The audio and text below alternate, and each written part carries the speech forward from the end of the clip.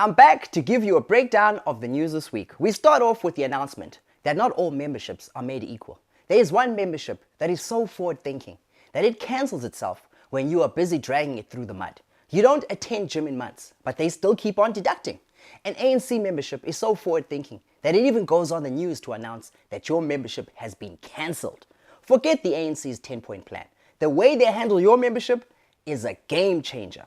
We move on to Gayton McShein, the Minister of Sports, Arts and Culture, who's currently under fire on social media for negotiating with Asian retailer Shein. Social media users are asking why the sports minister is involved in these negotiations instead of the Minister of Trade and Industry. Guys, must I remind you that Gayton is the only minister in the GNU with China eyes and Japanese ancestry? Tell me you remember this clip.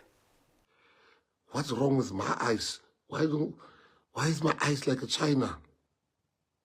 And my father said to me, because your grandmother is Irish and your grandfather is Japanese. I'm like, huh? And what makes that clip even funnier is the fact that the audio is out of sync with the visuals, like a Chinese movie. Gayton went all in with his origin story, but it flew over our heads at the time. Our next story takes place in the Eastern Cape at the University of Fort Hare, where they are currently filming the reboot to Sarafina on a very low budget. Two things are certain in the Eastern Cape: floods and October riots at Fort Hare. And every time they occur, things just escalate. Remember that cow incident? The staff center is quickly becoming the most flammable building in the Eastern Cape. As this is the second time in its history it's been set alight in October, Fort Hare needs an urgent intervention. The smoke signals are there. Where there is smoke, it's safe to assume that the staff center is on fire. If this is not seen as a cry for help, then I don't know what is.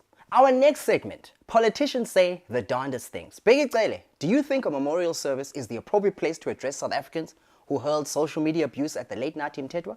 Do you think it's the right time to tell people you're not afraid of Groenewald, the current Minister of Correctional Services? I don't know. Is he trying to tell us he's not afraid of jail time? Before we go, Katiso Molefe was granted bail of 400,000 yesterday, which is a mind-boggling amount for bail. But that's not the most amount paid for a bail application in South African history. That honor belongs to the pyramid scheme kingpin Sibusiso Radebe, whose bail back in the year 2000 was a whopping 1 million rand. Bail conditions for Katiso Molefe are that he needs to appear at the Morningside police station on Monday, Wednesday and Friday at 6 a.m. and 6 p.m. That would make him a casual policeman. I don't want to say much about the story because I still want to be somebody tomorrow. Bafana played to a goalless draw against Zimbabwe last night. You see how this country does not work together? The Minister of Home Affairs extended the Zimbabwean exemption permits during the week.